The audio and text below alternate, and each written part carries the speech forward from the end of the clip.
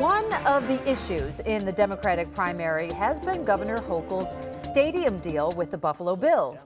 Now, many community groups here in Western New York had hoped the new stadium would bring more perks for the area, like affordable housing, a new rec center, and perhaps better transportation. And they hoped that would get done through what's known as a community benefit agreement, a CBA. It is a legally binding contract for the Bills to make improvements and give back to the community, whose taxes, as we all know, are helping pay for the stadium. Now, mind you, there are over $1 billion in public subsidies going into the new stadium, and still no CBA in place, with a potential deadline of September 1st. Let's talk about that. Joining us now is reporter Geoff Kelly with our nonprofit partners at Investigative Post. Now, Geoff, you've been covering the topic of a potential CBA with the Bills for the last few months. And in your most recent article that you published this week, you said that the leverage has been lost. What exactly do you mean by that?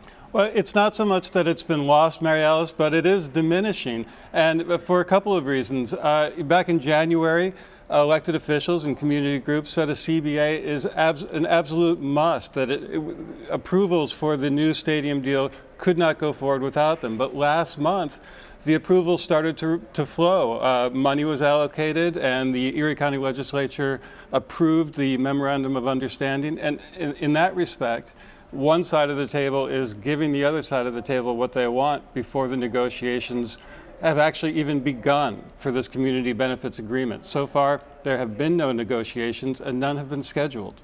Can you lay out, though, what the best case scenario for a CBA with the Bills would look like, and when would that realistically expect to be?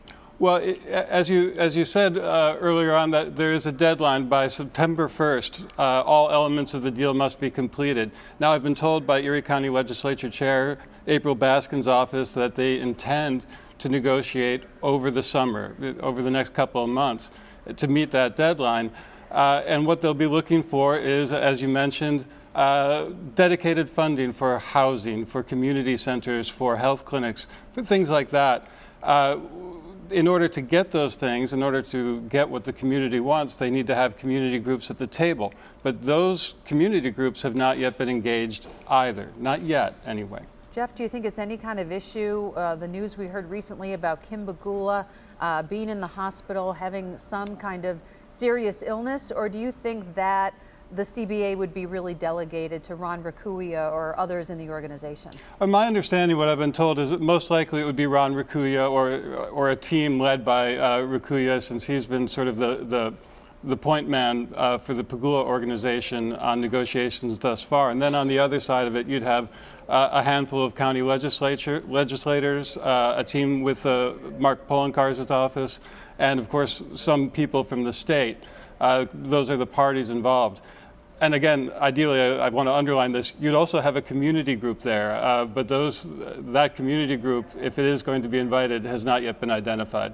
I mean, the Bills have really a very active, supportive fan base in the Bills Mafia. It would really be a black eye, wouldn't it, if the Pagulas didn't step up and help make this happen for the community as really a give back to a team that's been really faithful to them? Well, it'd be a lost opportunity for both sides. For the Bills, I think you're quite right, and also I think for elected officials and community groups who see this opportunity, this huge public subsidy for this tremendous project, it's an opportunity. It's a moment in which we could get some things back, things that the community needs and wants, but which we otherwise cannot afford.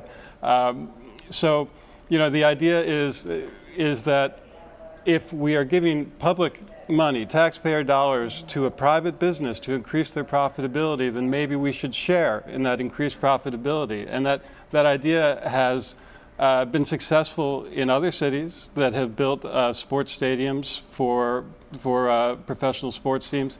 But so far here, it's a slow start, and we've got a deadline coming fast. Yeah, absolutely. I mean, a lot has been made about the fact that the stadium's being built for the convenience of the Pagulas next to the existing one versus downtown, which we know would create a lot of spin-off benefit for the city. But as it looks, is not going to happen. But we know you are following this very closely, Geoff, and we'll check in a little bit later and look forward to your update. Geoff Kelly, you can see his reporting at investigativepost.org. Geoff, as always, thank you. Thank you, Mary Alice.